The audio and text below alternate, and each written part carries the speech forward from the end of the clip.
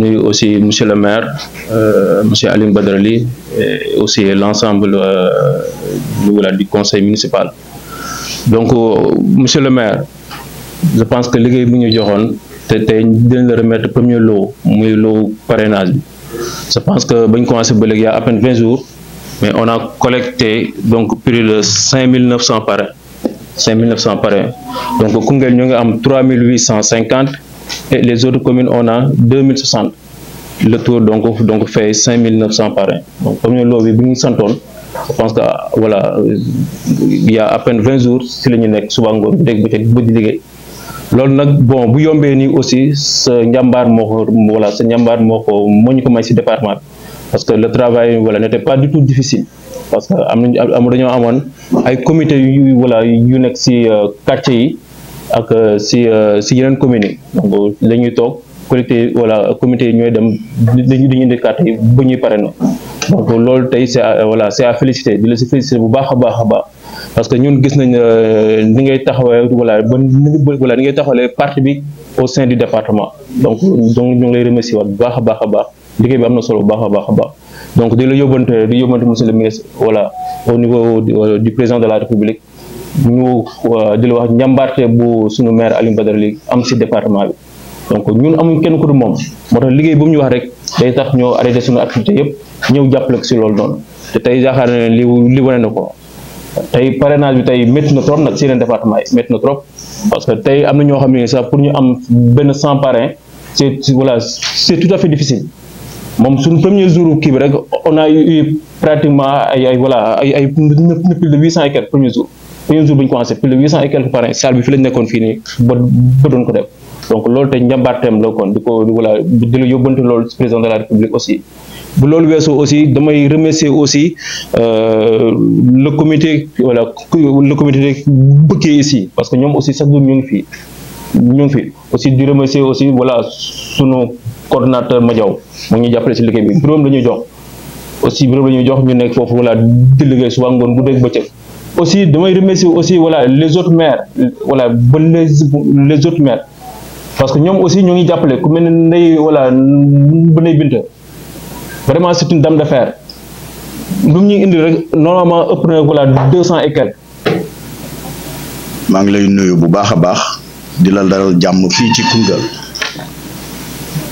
ñu am mbégte nag dalal la bu baax a baax fii ci Koungheul yow ak sa ñi nga àndal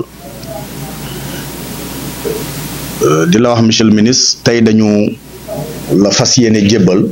premier lot bi nga xam ne moom la ñu collecté pour parrainage élection présidentielle 2024 yi mu nekk comme ni ko Birane waxee un lot de 5900 parrains loolu nag ndorteel la parce que defe naa engagement bi ma jëloon ak yow moo doon fexe indi 10 000 parrains au niveau du département de Koungheul loolu dañu ñu ngi ci yii nga gis yëpp dañ ko war a transcrire pour def ko normalement suñ pare woon transcription bi dina romb 10 000 donc ils vont continuer le travail Birane et ses équipes ma profito ci remercier leen bu baax a baax ci liggéey bu rafet bi nga xam ne def nañ ko ci parrainage bi remercier leen parce que dagg nañ seen ay activités yëpp ñëw toog suba ngoon bu dégg bëccëg ñu nekk ci lii donc vraiment maa ngi leen di sant bu baax a baax ci turu parti bi ci turu monsieur le ministre parce que lii ngeen di def pour parti bi la ñu sant yàlla nag bu baax bi ngeen comprendre yéen enjeu wu actuellement wu rëkk bi réew mi ba mu tax ngeen ñëw concentré wu ci lii gis ne Amadou Ba c'est la continuité du président Macky Sall mais Amadou Ba c'est l'émergence de ce pays kon ngeen ñëw comprendre loolu ànd ak ñun ci loolu di ñu ci jàppale dañ leen di sant bu baax gërëm leen monsieur le ministre parrain yaa ngi nii donc ñu fas yéene jébbal la lépp di wax ne aussi dans la semaine dinaa la jébbal au niveau de Dakar un lot de parrains au niveau national donc dinañ ko yeggal yépp ñëw toog ensemble ñu teg ko sa loxo nga teg ko ci parti bi loolu yépp c'est une façon de montrer que tey l'heure n'est plus à la discordance tey fi ñu toll mooy liggéey pour ñu mun a jëmale suñu parti kanam te gëm naa ne yow yaa ngi ci liggéey boobu ku ci ànd ak yow vraiment dina jàppale parti bi donc ñu ànd ci ñu jàppalante dimbalante pour que parti bi mën a yegg fi nga xamante ni tey moom la ñëpp mbébét donc vraiment je tenais à vous dire cela réitérer suñu engagement à vos côtés et puis ñu liggéey pour un Koungheul émergent et puis un Kaffrine aussi rayonnant, surtout un Sénégal émergent. Donc vraiment jërëjëf. D'ici semaine prochaine inchallah dañ la revenir pour les autres parrains yi nga xam ne moom mooy compléter les 10 000 de Koungheul, mais au niveau de Dakar boo ñibbisee dinañ ñëw jébbal la comme ça ñu xool nu ñu defee remise bi au niveau de Dakar. Merci beaucoup. Monsieur le coordonnateur Malick ak Madiaw, mon cher ami Tafa, on a fait plus de 45 ans ensemble. C'est avec beaucoup de plaisir tey ma ñëwaat Koungheul pour le premier acte de parrainage moo xam ne maa ngi déplacé wu di ko jël te loolu tamit Alioune Badara Ly m'avait dit dama bëgg ñëw Kaffrine dimanche jox la parrain ma ne ko damay dem Kolda comme damay dem Kolda dama lay épargner nga ñëw ba Kaffrine su may ñibbisi mën naa taxaw Koungheul récupérer ko yóbbul ko sama bopp parce que wax naa ko te loolu laay répété man li ma gëm laay def te li ma jàpp man du ma wax ni lu ma gëmul. Alioune Badara Ly toog nañu lu bëree bëri ma ne ko suma rakk nga munoo nekk leneen lu dul suma rakk et rakk nag da nga koy wax lii dëgg nga won ko yoon parce que am na fu ma jaar itam am na li ma mën ci réew mi moo am na li mu mën ak li ma mën bu ñu ko boolee région bi taxaw. Moi c'est comme ça que j'agis, je ne suis pas dans les petits jeux xam na ko. À chaque fois su ma waxee dama koy oo moom rek moo am ci directeur parce que am na ay directeurs généraux ay directeur ma ne ko nañ dem ministère des finances ñu régler problème je ne l'ai fait pour aucun directeur ñoo ne ko kaay ñu dem parce que man yenuwuma poste yi yenuwuma ko de mais lu ma dugg nag dama ciy dem jusqu'au bout continuer comme ni ngay acte yi ngay posé di dem di seeti ñëpp j'ai suivi tout mois bi yëpp acte yi ngay posé loolu moo tax tey ma def effort bi je ne l'ai fait pour aucun maire. Aucun dans la région bi 33 communes je ne l'ai fait pour aucun maire. C'est la première fois que je me déplace dans une mairie pour prendre des parrainages parce que j'ai vu acte yi ngay posé di dem fépp di wax te man loolu laa nekk xam nga match bu ñu bokkee équipe ñu sol même maillot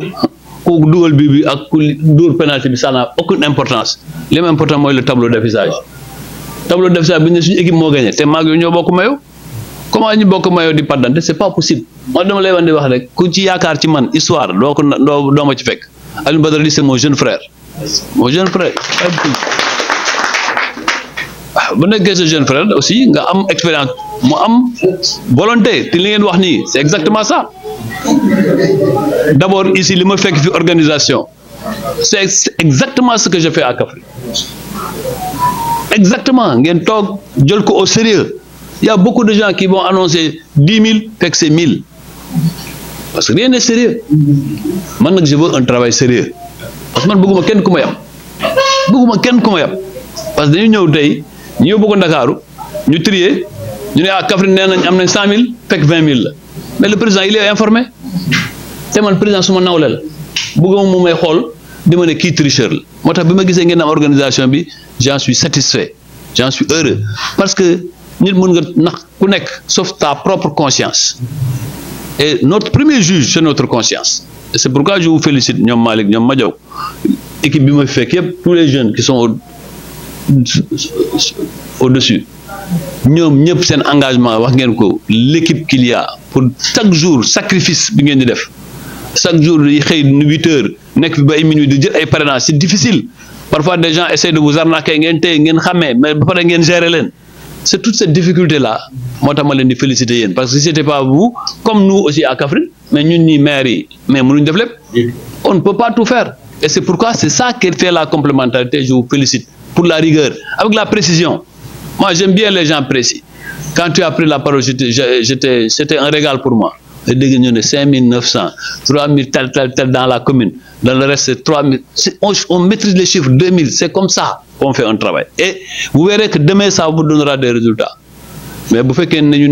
annonce des chiffres idylliques, après qu'ils n'existent pas, ça ne marche pas. Et comme l'a dit Moussafa, si l'île est responsable, je suis Kaffrine là. Parce que ce parrainage-là, c'est un entraînement aux élections.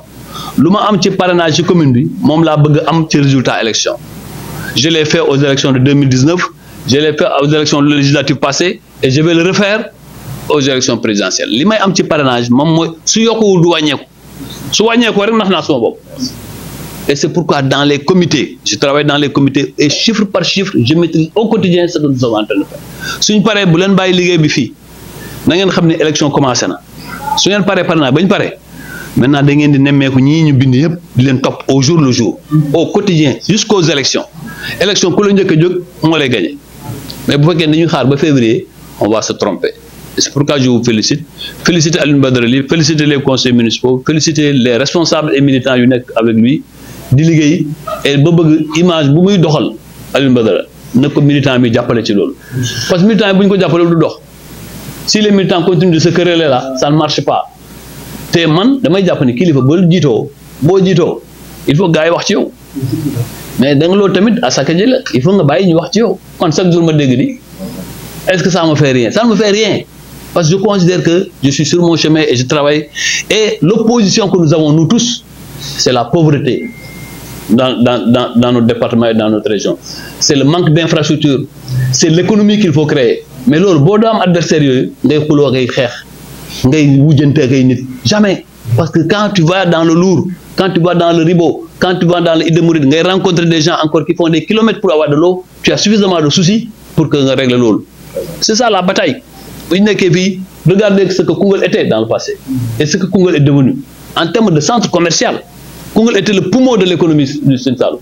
Un des poumons en tout cas. Après Kaolack, c'était un des poumons. Mais de plus en plus, l'économie s'affaisse. Pourquoi moi affaissé? Comment nous allons faire demain pour tenir cette économie? Mais c'est ça la bataille. Mais si vous avez fait du kholo ñaayo kenen ñew feulé jël affaire jël réew mi bayyi ñu ci biti suñu andé nek ben ku nek dana ci am walam té do togn kenen buñu andé nek ben on aura tout dans ce pays mais si on est divisé d'autres fils d'autres régions vont nous gouverner et vont nous dominer et on ne pourra rien man Amadou Ba la andal de mais Macky Sall mota ma japp té and nawlé lay and ak mom and nawlé de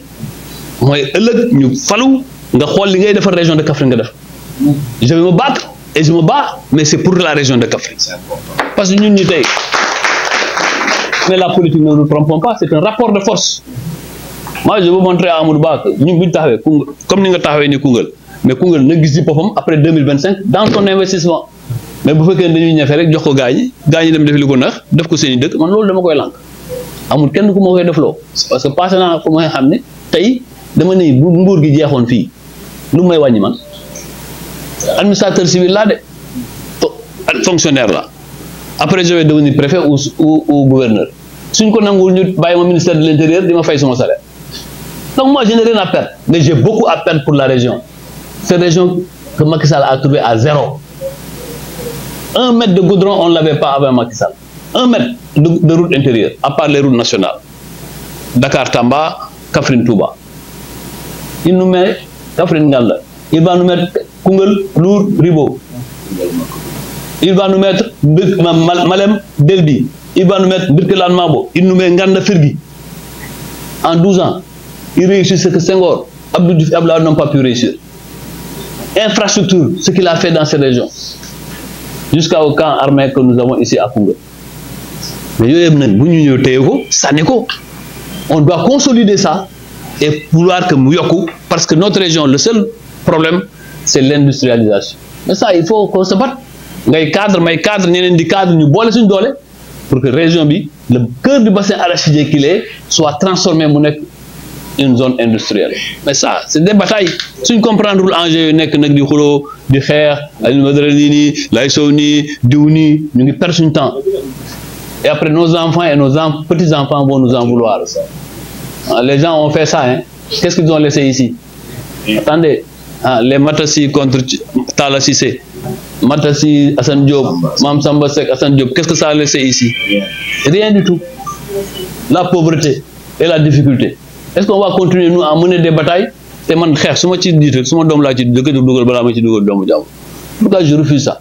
Et je lui ai toujours tendu la main pour qu'on soit ensemble, pour se battre ensemble. Parce que tu as Macky Sall ragné, non le Coran, Macky Sall am ñu muy nommé xamu leen parce que ci CV la leen di nommé ci këyit la leen di nommé xamu leen mënul xam ñëpp mais am na ci nguur gi ñoom xam na leen mu téye leen comme seen i rakk ñun ñaar ci la ñu bokk kon duñ ko rusloo di wane fi ay tendance ak ay xuloo en tout cas man personne ne me trouvera